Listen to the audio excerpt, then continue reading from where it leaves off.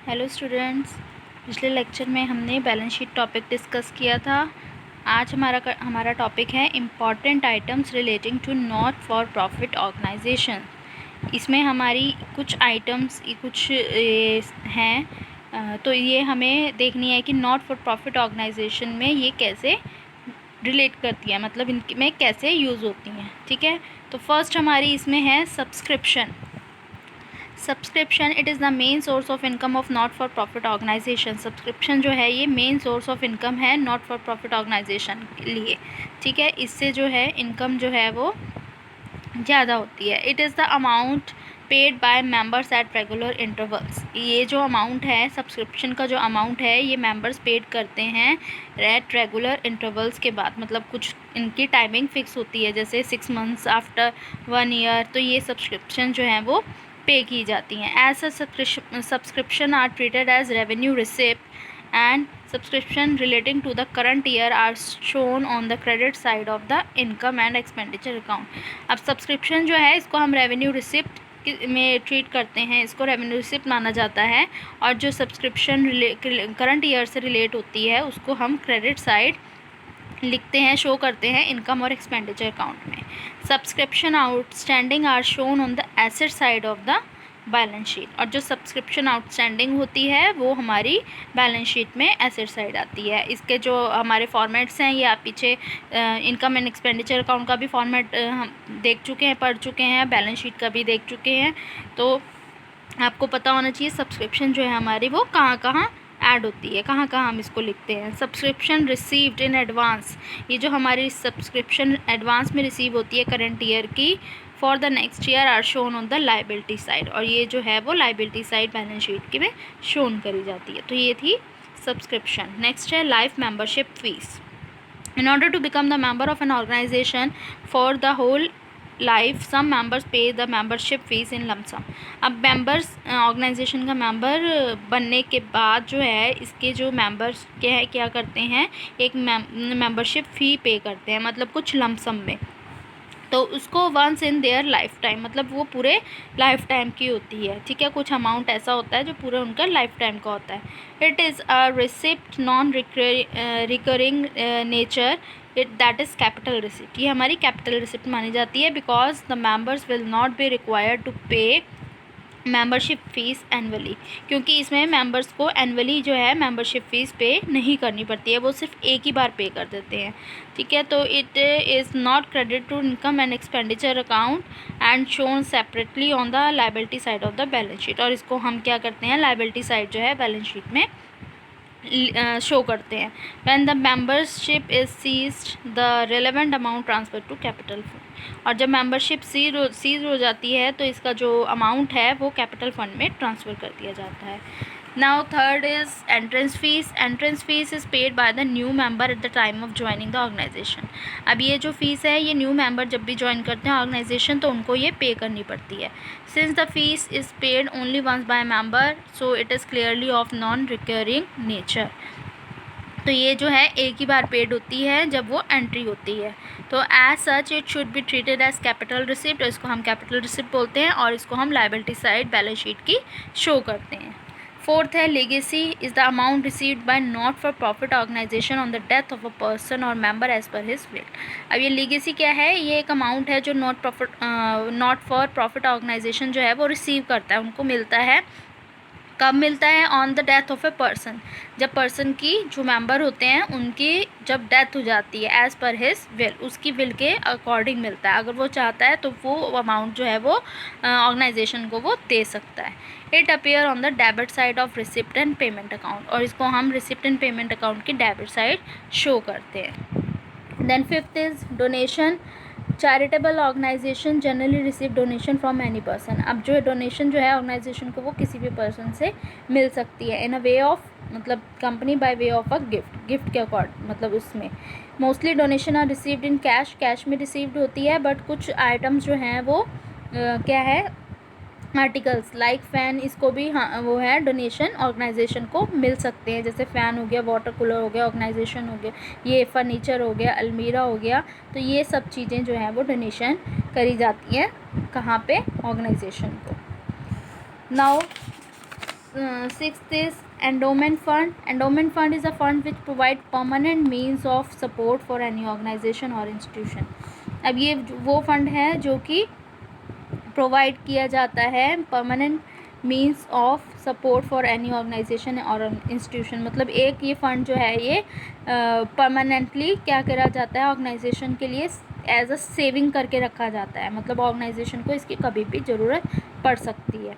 It is either kept as fix deposit in the bank और investment in some securities. इसको क्या है एक तरीके से फिक्स डिपॉजिट भी बैंक में रखा जा सकता है और इसको एज सम सिक्योरिटी मतलब कुछ भी जैसे शेयर्स ले लिए कुछ भी ले लिया तो इस एज अ सिक्योरिटी भी इसको रखा जा सकता है फंड को.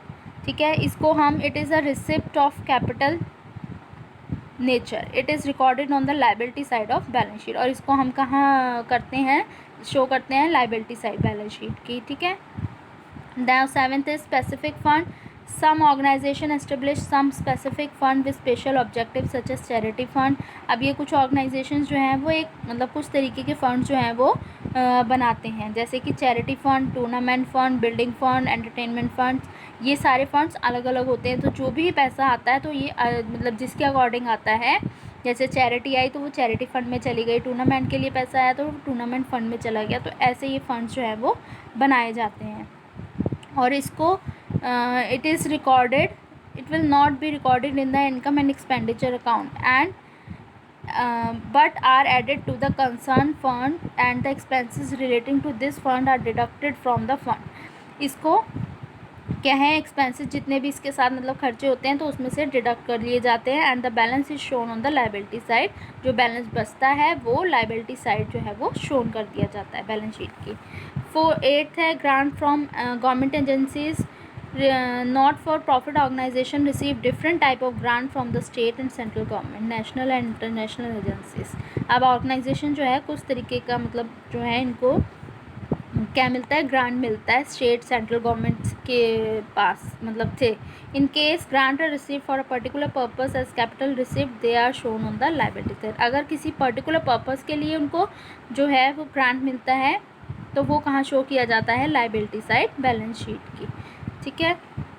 9th है income from investment. These refer to the interest received on investment. Interest on investment appear on the debit side of the receipt and payment account. जो ये है क्या है इंटरेस्ट जो हमारी इन्वेस्टमेंट से हमें इंटरेस्ट मिलता है इनकम होती है वो हमारी तो उसको हम debit side receipt and payment account की शो करते हैं. Then 10th is capital fund. Excess of assets over liabilities. जब हमारी एसेट्स जो है वो ज़्यादा हो जाती हैं लाइबिलिटीज़ पर तो उसको हम बोलते हैं capital fund. It is similar to capital account of trading organization. It is shown on the liability side of the balance sheet. और जब ये कहाँ शो होता है लाइबिलिटी साइड शो होता है. इसी तरीके से कुछ और आइटम्स हैं. Sale of all newspaper and magazine, sale of sports material, sale of consumable items, sale of old fixed assets, payment of honorarium. ये कुछ आइटम्स हैं जो हमारी क्या है नॉट फॉर प्रॉफिट ऑर्गेनाइजेशंस में यूज़ करी जाती हैं. अब नेक्स्ट टॉपिक है हमारा accounting treatment of some specific items. इसमें क्या है calculation of income from subscription. हम क्या करेंगे इनकम को कैलकुलेट करेंगे सब्सक्रिप्शन में से. ठीक है. तो सब्सक्रिप्शन जो है are treated as revenue receipt and current year subscription recorded on the credit side. ये हम पढ़ चुके हैं पीछे. तो फर्स्ट हमारा क्या है subscription outstanding at the beginning of the current year. Firstly it will be deducted from amount of subscription on the credit side. इसमें ये जो है बिगनिंग आउटस्टैंडिंग जो है बिगनिंग करंट ईयर की उसको हम कहाँ से माइनस करेंगे सब्सक्रिप्शन के अमाउंट में से माइनस करेंगे जो कि क्रेडिट साइड लिखा होता है इनकम एंड एक्सपेंडिचर अकाउंट के.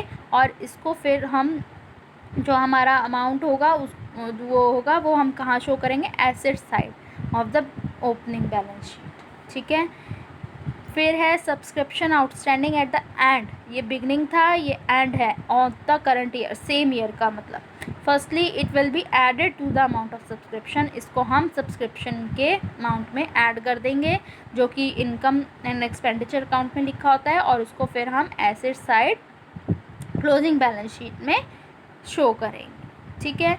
अगर हमारी दो बैलेंस शीट्स बनेंगी इसमें ओपनिंग बनती है और क्लोजिंग बनती है. तो जो बिगनिंग वाला होगा वो ओपनिंग बैलेंस शीट में जाएगा एसेट साइड. जो एंड वाला होगा वो क्लोजिंग बैलेंस शीट में जाएगा। Subscription received in advance at the beginning of the current year. This amount was received in the preceding year as an advance for the current year. ये receive किया जाता है preceding year मतलब जो चल रहा है, ठीक है ना, फॉर करंट ईयर के लिए एडवांस में। Therefore it is the income of the current year and will be firstly added in the amount of subscription. ये क्या है, इस तरीके से हमारी इनकम है और इसको हम सब्सक्रिप्शन में के अमाउंट में ऐड कर देंगे जो कि हमारी क्रेडिट साइड लिखी होती है, और इसको हम लायबिलिटी साइड जो है ओपनिंग बैलेंस शीट में शो करेंगे। और ये subscription received in advance at the and, अब इसमें भी एंड है, ठीक है, ऑफ द करंट ईयर। अब ये देखिए इसमें ये आउटस्टैंडिंग थी दोनों, बिगनिंग और एंड, ये है received at beginning and received in end, ठीक है। तो इसको भी हम क्या करेंगे, जो हमारा सब्सक्रिप्शन का अमाउंट है इसको हम इसमें से डिडक्ट कर देंगे एडवांस वाली, ठीक है, और उसको हम कहाँ शो करेंगे, liability side of the closing balance sheet में शो करेंगे। अब इसका देखो एक फॉर्मेट दिया गया है, ये फॉर्मेट है इसका, इस यहाँ से इजीली अंडरस्टैंड हो जाएगा, आपको समझ आ जाएगा। Subscription receive during the current year, ये हमारे को अमाउंट दिया जाएगा, इसमें हम क्या करेंगे, ऐड कर देंगे outstanding subscription eight the end of the year. इसमें ये ऐड हो गया, ऐड करेंगे subscription received in advance at the beginning of the year, ये भी इसमें ऐड कर देंगे। ये आपने लर्न मतलब याद रखना है, आउटस्टैंडिंग सब्सक्रिप्शन एंड की और subscription received in advance beginning की, ये दोनों ऐड होंगी इसमें। देन लेस होगा इसमें outstanding subscription at the beginning वाली लेस हो जाएगी, और इसमें एंड वाली रिसीव्ड इन एडवांस वाली एंड वाली वो लेस हो जाएगी। तो टोटल अमाउंट जो हमारा आएगा, subscription income credited to income and expenditure account, ये जो सब्सक्रिप्शन है वो हमारे इनकम एंड एक्सपेंडिचर अकाउंट में क्रेडिट कर दी जाएगी। इसका एक देखिए इलस्ट्रेशन दे रखा है समझाने के लिए, तो इसमें इलस्ट्रेशन देखिए, आउटस्टैंडिंग सब्सक्रिप्शन दे रखी है और एडवांस ये दे रखी है सब्सक्रिप्शन 2 ईयर्स, ये ओपनिंग और क्लोजिंग वाली। सब्सक्रिप्शन रिसीव ड्यूरिंग 2014 कितनी दे रखी है, 1,48,900, ठीक है, ये हमारे को ये यहाँ पे दे रखी है, हम इसको यहाँ पे बाहर लिखेंगे। अब इसमें हम क्या करेंगे, ऐड करेंगे कौन सी, आउटस्टैंडिंग सब्सक्रिप्शन जो है हमारी कौन सी ऐड होती है, लास्ट वाली एंड वाली, ठीक है, 31st end of the year जो है, ये देखिए इसमें एंड ऑफ द ईयर वाली है, ये हमारी ऐड हो जाएगी। तो एंड ऑफ द ईयर कौन सी है, ये 7,000, इसको हम ऐड कर देंगे। Then subscription received in advance as add, ये रिसीव्ड इन एडवांस है तो ये क्या होगी यहाँ से 2,800, ये भी ऐड हो जाएगी। उसके बाद और लेस क्या होगा, अब इसमें आउटस्टैंडिंग सब्सक्रिप्शन एज ऑन 1, ये ओपनिंग वाली, ठीक है, बिगनिंग वाली 95, ये लेस हो जाएगी, और subscription received in advance at the end वाली, received in advance at the end वाली वो हमारी लेस हो जाएगी, ठीक है। तो ये इसमें से हम ये अमाउंट जो हैं वो लेस कर देंगे, 7,2,800 हमारा 9,800 आ गया, और इसको हम इसमें से माइनस कर देंगे, ये हमारा इनको दोनों को टोटल करके ये आ गया, तो इन दोनों को टोटल करके हम इसमें से लेस कर देंगे, हमारे पास 1,44,000 आंसर आ जाएगा इसका। इस तरीके से इसके क्वेश्चंस ऐसे सॉल्व होंगे। ऐसे ही इलस्ट्रेशन 14 है, 15 है एंड 16, इसको आपने अपनी प्रैक्टिस नोटबुक में सॉल्व करना है। अगर आपको कोई प्रॉब्लम होगी तो आपने डिस्कस करना है, मेरे से पूछना है।